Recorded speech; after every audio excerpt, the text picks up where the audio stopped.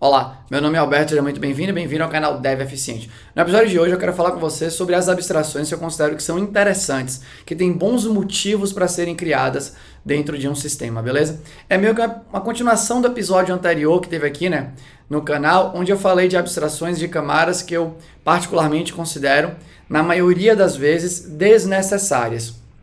E aqui hoje eu quero falar do outro lado, né, pelo menos baseado em como eu enxergo, em como eu faço e tudo mais. Então, quais são os tipos de abstrações aí? Quais são os motivos, né, que eu acho que me levam a criar uma abstração? De novo aqui, né, é um critério, acho que um pouco mais subjetivo e tudo mais, então fica aí para você também, obviamente, analisar. Então, um possível motivo, né, esse aqui eu não preciso mostrar muito código, talvez, que é motivo semântico. Então, de vez em quando você tem um conjunto de linhas de código que executa uma lógica e que você julga que aquela lógica, aquele pedaço de lógica, tem um nome e você quer colocar aquilo, né, dentro, por exemplo, de um método, de uma classe com um método específico e tudo mais, simplesmente para trazer, na sua visão, naquele momento do jogo, obviamente, né, mais semântica para o fluxo de execução. Beleza? Então essa é uma abstração, né, que pode surgir. O problema dessa abstração é que ela cai muito, obviamente, né, no julgamento da pessoa. Então uma construção dessa que você, por exemplo, julgue que é interessante, eu talvez julgue que é desinteressante, que não é necessário. E aí a gente pode até voltar um pouco no episódio anterior, quando eu falo que aquelas abstrações, que aqueles serviços intermediários que são criados, que na verdade pegam um código, né, de uma borda mais externa e simplesmente, basicamente, copia aquele código, copia não, né, e recorta aquele código e coloca num outro canto. Esse é um tipo de abstração que vai ter uma parcela das pessoas que vai dizer, né, que considera, que acha que gera mais significado para o código e tudo mais. Em 2024, com o nível, né, de avanço aí dessas tecnologias de borda, eu considero que essas abstrações são meio que inúteis, por exemplo. Então, quando eu estou falando aqui, eu estou falando de arquivos, abstrações, enfim, né, que são criadas ali, que realmente pegam um pedaço de alguma parada e coloca lá, né? Quando você simplesmente move um código inteiro de um canto para o outro, você não tá, é uma indireção, é mais uma chatice do que uma abstração em si ali, né? A não sei que você tenha um motivo realmente de reuso, por exemplo, a partir de vários pontos e tal. Então, uma outra motivação para você construir uma abstração é o reuso. Então, imagina que você percebeu que existe um determinado código que, de fato, vai ser reutilizado em vários pontos ali diferentes da sua aplicação. E aí agora, né, para a pessoa não precisar ficar reescrevendo aquilo o tempo inteiro, você quer pegar aquele pedaço e colocar em outro lugar. Reuso, na minha opinião, é um cenário muito mais facilmente identificável, né? Vai ter gente que gosta de usar a regra lá, né, dos 3 reusos, por exemplo, para você de fato isolar isso em algum lugar. Vai ter gente que já sabe, né? Um outro approach, eu já sei que isso daqui eu quero promover a reutilização dessa maneira de fazer alguma coisa. Então eu já de partida, eu já construo a minha parada desse jeito aqui. Então essa eu gosto bastante também, para mim faz sentido, eu vou dar exemplo aqui, né? E tem ali também, né, essa outra abstração que ela se confunde ali, né? Você, obviamente, quer promover reuso, mas também você quer construir uma abstração ali, né, que esconda uma complexidade ali da pessoa, né? Então, obviamente, quando você esconde essa complexidade, você está também promovendo o reuso. Então, as coisas meio que se juntam. Então, esse cenário de esconder uma complexidade ou simplesmente, né, ao invés de esconder uma complexidade, a motivação pode ser querer compartilhar um determinado guideline de código, que você pode materializar o guideline através de uma biblioteca, né, através ali, né, de uma função que as pessoas têm que utilizar. É um cenário que eu acho bem, bem óbvio, né, bem aplicável no dia a dia e que particularmente eu utilizo bastante, beleza?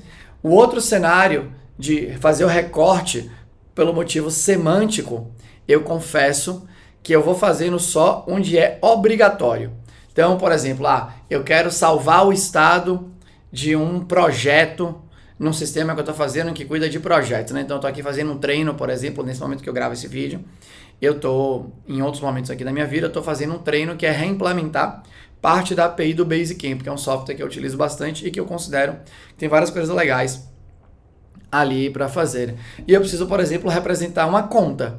Então, para representar uma conta no meu sistema, que está sendo escrito com Java e que utiliza Hibernate da vida, eu vou criar uma classe que representa uma conta e eu vou ter o estado ali da conta, né, as variáveis de instância naquela classe e tudo mais. Então, aquela abstração ela surge normalmente, naturalmente, né, são as entidades aí do sistema quando você pensa no Domain Driven Design. Tem outras classes aí, né, outras abstrações que você também constrói, porque o seu framework te obriga, tipo o seu controller ou algo do gênero.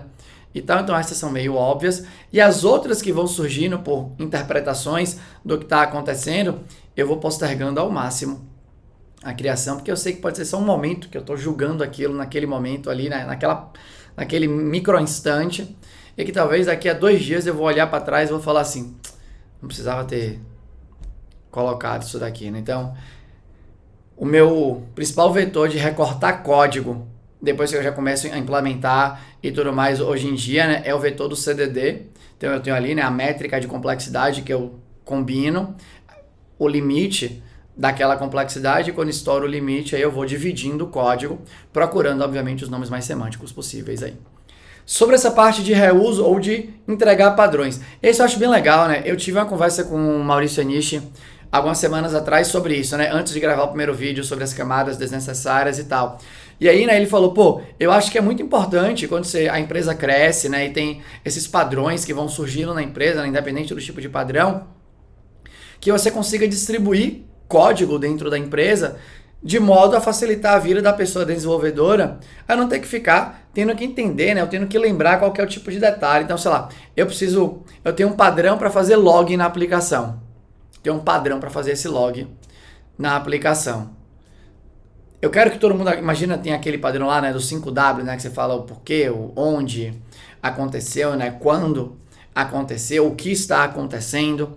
E aí você quer que todo mundo, quando vai logar alguma coisa, respeite esse padrão. Uma parte disso, obviamente, é feita pela própria biblioteca que você está utilizando, né, que fala o local que a parada está acontecendo e tudo mais, mas tem uma outra parte que está na mão da pessoa desenvolvedora, né, falar o que está acontecendo ali, né, dar informações extras que são importantes para um futuro processo de troubleshooting e tudo mais. Então, por exemplo, você abstrair alguma coisa ali, né, que você consiga logar seguindo o padrão da empresa, eu acho que é um exemplo que é legal. Outro exemplo, né, você está utilizando, por exemplo, a biblioteca para fazer requisições via HTTP, né, remotas aí para outros serviços e tal, e você tem que ter um caminho ali meio padrão para lidar com os ranges de exception, os ranges de erro, né, que podem acontecer, né, 400, 500, se acontece 400, o que é que você precisa fazer, né, se dá 500, o que é que você precisa fazer? Imagina que você pode ter uma política de retentativa,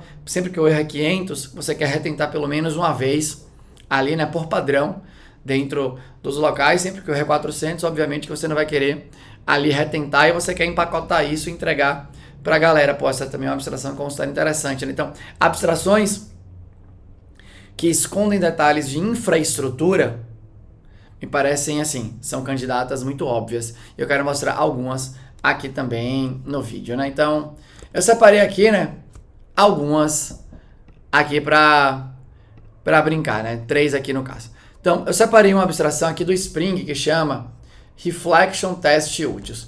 Essa eu acho muito legal de mostrar, por quê? Essa Reflection Test Utils é uma classe do Spring Test que dá um monte de métodos aqui, né, para trabalhar com método de programação no Java, né, via API de Reflection e tal, para você poder, para facilitar a sua vida quando você está criando seus testes automatizados. E por que eu acho ela legal? Porque de vez em quando você quer popular um objeto com valores dentro de um teste. Só que, por exemplo, a classe, né, que te permite instanciar aquele objeto, não tem um método público que te permita alterar o valor daquela variável, né? Mas você, por exemplo, pode instanciar o objeto, né, através do construtor e tudo mais, e aí você tem um método, sei lá, adiciona alguma coisa que altera o estado do valor XPTO, ou você tem, na hora que você carrega aquilo, por exemplo, sei lá, né, do banco de dados, e você está utilizando um ORM da vida, os relacionamentos que foram mapeados, né, são automaticamente carregados e tal. Então existem situações que você quer mexer no estado do objeto, mas não necessariamente aquela alteração, né, é uma alteração que precisa estar exposta no código de produção. É só momentaneamente no seu teste automatizado para fazer o setup necessário para rodar alguma coisa. E para fazer isso eu teria que utilizar a API de Reflection do Java. O Reflection Test Utils aqui do Spring já me permite brincar com isso aqui, né, de maneira mais fácil. Outra abstração do Spring ali, né, simplinha. Eu queria só chamar assert aqui. Cadê o assert do Spring, gente? Aqui, né, assert. Então aqui a gente tem a outra classe do Spring, né, que tem esses métodos bobinhos aqui, né, para lançar exceptions do tipo illegal state e legal argument. Mas é uma parada, né, se a equipe curte fazer, né, checagem de pré-condição, pós-condição e tudo mais, é uma parada que você teria que ficar fazendo esse ifzinho aqui o tempo inteiro. Então tá aqui isolado, né, para você poder fazer o reuso do método state. Aqui, né, aí tem vários métodos aqui dentro, né, snu, blá, blá, então tem um monte de coisinha que você talvez ia ter que fazer ali na mão e que é entregue pronto para você. Então essas para mim são abstrações muito óbvias e muito úteis. Uma que eu fiz aqui, ó, eu chamei de log5w, eu não sei falar, né, w, log5w builder, aqui, né. Então a ideia aqui dessa é que a pessoa consiga, né, deixa eu só ver se eu fizer assim vai dar um... A ideia aqui é que a pessoa consiga escrever um logzinho aqui, ó, respeitando a ideia das informações que são necessárias e no final ela consegue, né, dizer se ela quer logar em debug, se ela quer logar a nível de info, né, de erro e tudo mais. Aí o método ela pode pegar, por exemplo, de maneira automática e tal, mas o que está acontecendo na informação o que está rolando ali é o login e tal, de vez em quando logar só o método não é suficiente para dar semântica ali para o log. E eu também aqui, né, adiciono as informações, né, obrigo a pessoa a adicionar, né, as informações que são necessárias para fazer aquele log, né, pelo menos uma informação que é importante. E a saída desse log já é, por exemplo, um JSON, para que o log seja feito, né, num formato estruturado, facilitando ali, obviamente, mecanismos de busca sobre esse log, né, indexação e tudo mais. Então aqui, isso aqui poderia ser disponibilizado para todo mundo usar e é legal, né, porque ajuda, por exemplo, em review de código. Tem um log e não está usando a maneira padrão de logar, né, pô, já volta o review para a pessoa fazer. Deixa eu pegar um outro exemplo aqui, que se eu não me engano chama execução, executa remoto, cadê aqui, ó? Aí tá aqui, calma, deixa eu só catar aqui, ó, no compartilhado. É que eu tô aqui no errado aqui, né? No compartilhado tem aqui o deixa eu achar esse treco aqui, oh meu Deus. Remota, execução remota, executa aqui. Ai meu Deus, cadê o... Deixa eu achar. Aqui, ó, Remote HTTP Client, perdão. Então aqui, ó, eu criei uma classezinha que ela recebe aqui uma função como argumento. Essa função, né, é chamada, aqui é uma classe acoplada com o FEM. Eu poderia fazer uma classe, se eu quisesse desacoplar da biblioteca, daria para fazer, obviamente, né, isso daí também, mas aqui eu quis fazer acoplado, aqui é aquele lance que eu falo para você, né, acho que você tem que ter um limite no que você quer desacoplar. Se eu estou usando o FEM como minha biblioteca principal para fazer chamada HTTP, eu prefiro não gastar código me desacoplando de uma parada que eu não tenho plano de me desacoplar, tão simples quanto isso. E aqui eu já entrego, ó, pô, se o erro é 500, eu quero que você fale com a exception do tipo 500, eu quero que você fale com a exception do tipo 400. Isso daqui foi um efeito colateral de uma decisão que eu tomei, né, de não trabalhar, né, com exceptions, soltando exceptions por conta, né, de falhas que podem acontecer. Então eu tinha que fazer esse código de transformação e eu queria reaproveitar isso em todo lugar que eu fosse fazer chamada remota. Aqui, tá lá a parada abstraída também. Então, esse tipo de abstração aqui, outra, ó, executa transação, que é uma abstraçãozinha conectada com o Spring, aqui no caso, né? Para você poder rodar código, né? Controlar a transação dentro dos seus blocos de código, sem necessariamente usar a annotation de transactional e tudo mais. Para você poder, cara, eu tô aqui, eu tenho uma lógica, eu tenho que fazer uma chamada remota, depois aí eu pego o retorno dessa chamada remota e quero fazer alguma parada. Você não quer envolver tudo aquilo numa transação para não segurar a transação enquanto você espera o retorno da chamada remota para outro serviço que não é o banco de dados aí, obviamente, né? Então, com essa classezinha aqui, a pessoa, o código, né, quem está codando, consegue pegar um trecho de código e colocar e passar como argumento, né, como função aí. Se precisa de retorno, chama com retorno. Se não precisa usar o retorno, chama o sem retorno.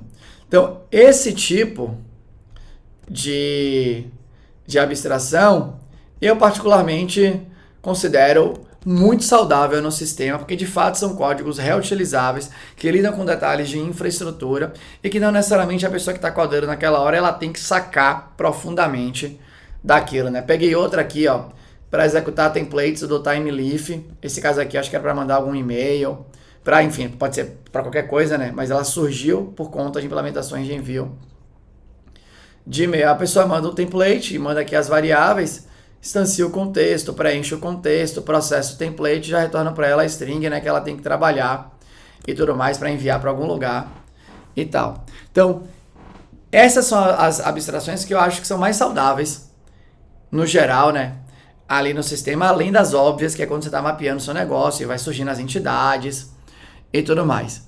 Mas, se eu fosse pegar, né, o grosso, quando eu estou desenvolvendo, auxiliando gente a desenvolver, apoiando e tudo mais, essa daqui, para mim, é a combinação, né? Se você olhar nos pacotes aqui, né, esse daqui é o mais completo, é o mais completo, mais complexo aqui, né?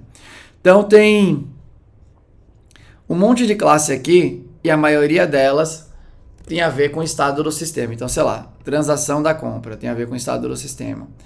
Valores aqui, ó, que tem a ver com o estado do sistema. Valor de parcela tem a ver com o estado do sistema.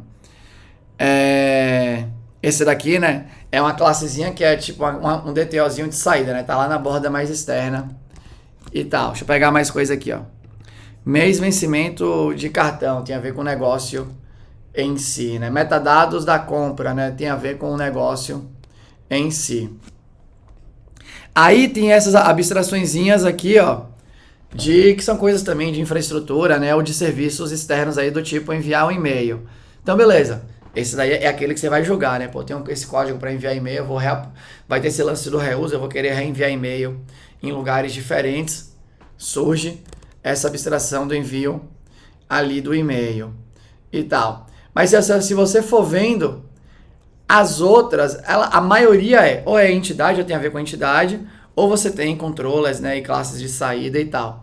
E você tem um tantinho reduzido dessas classes que vão surgindo por conta do seu julgamento em função do que você está fazendo. Então, esse daqui surgiu disso, ó. Esse compra builder, ele surgiu aqui na minha lógica, porque eu estava fazendo o processo de checkout inspirado na Hotmart. Eu posso fazer checkout por Pix, por cartão de crédito, por boleto e não sei o que lá. E eu tinha que reaproveitar uma parte do processo. E aí eu criei isso daqui, né? Então percebe que não é no sentido de... Não é que eu queria ter reuso em vários lugares diferentes. É uma coisa bem concentrada aqui. Mas eu julguei que eu queria separar esses passos, porque eu senti que eram passos que tinham... que eu tinha que fazer muita coisinha, e se eu fizesse o fluxo ali, né, tentando gerar obrigatoriedade para o fluxo, ia facilitar a minha vida aqui. Quando entra aqui, ó, nos cartões de crédito e tudo mais, aí sim, né, tem uma coisa que eu acho que é legal, de quando eu pego aqui, ó, cartão. Pagamento, cartão de crédito, controle. Então aqui eu fiz a análise inspirado numa métrica do CDD. Então foi surgindo essa classe, por exemplo, fluxo, realização de compra do cartão, né? E buscas necessárias para um pagamento, ela surgiu de um estouro de complexidade no controle. Então, isso é o que eu falei no início, né? Eu tenho utilizado muito as métricas do CDD, né? Com os níveis, com os limites estabelecidos, para me apontar que talvez aquele código que eu esteja escrevendo está passando do limite de entendimento. Então, por que surgiu isso daqui? Porque eu tinha que acessar, né, vários controles, eu tinha que acessar vários repositórios para buscar informações relativas, para buscar informações importantes para um fluxo de fechamento de compra. Eu tinha aqui na conta, eu tinha que buscar aqui as configurações no produto e não sei o que e tal. E aí eu criei uma abstração, que são as buscas necessárias para o pagamento. E aqui dentro eu liberei os métodos e tudo mais. Por que isso me ajuda? Porque aqui no controller eu agora não preciso usar todos aqueles repositórios. Eu, inclusive, limito, né, os acessos que eu posso fazer aqui, e eu antes tinha várias dependências e agora tenho uma só. Então, mas percebe essa troca? Eu não movi tudo de lugar. Eu peguei uma parte do código e movi. Porque quando você move um código inteiro de um canto para outro, você não está deixando algo mais fácil. Você está só movendo a complexidade inteira de um canto para o outro. Isso não deixa nada mais fácil de ser entendido. Mover algo daqui para cá é como se fosse uma ilusão, um delírio, achar que mover um código inteiro de um canto para o outro facilita o entendimento de alguém, né? A facilidade, a geração de facilidade, né, de entendimento vem da quebra da complexidade.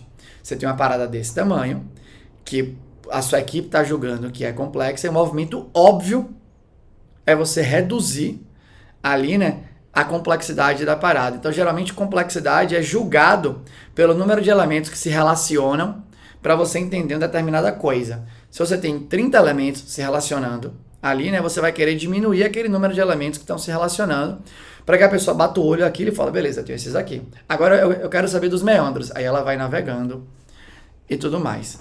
Beleza? Então, eu quis dar exemplos aqui, né, que eu considero de abstrações que tendem a, de fato, ajudar ali no dia a dia, sempre deixando nítido que essa é a minha visão de controle, né, de dívida técnica, de controle de crescimento de complexidade do código e tudo mais, né, o tipo de direcionamento que eu tento fornecer quando me perguntam, mas é apenas uma opinião, e essa opinião eu tenho neste momento que eu estou gravando o vídeo, né, pode ser que eu vá lendo outras coisas, falando com outras pessoas e a parada meio que mude na minha mente, beleza? Mas era isso que eu queria compartilhar com você, eu espero que de alguma maneira tenha sido útil. Se você gostou, deixa um comentário aqui. Se você não gostou, teu comentário construtivo, deixa aqui também com educação. Eu vou ter o maior prazer em responder para você, beleza? Mas era isso, até a próxima.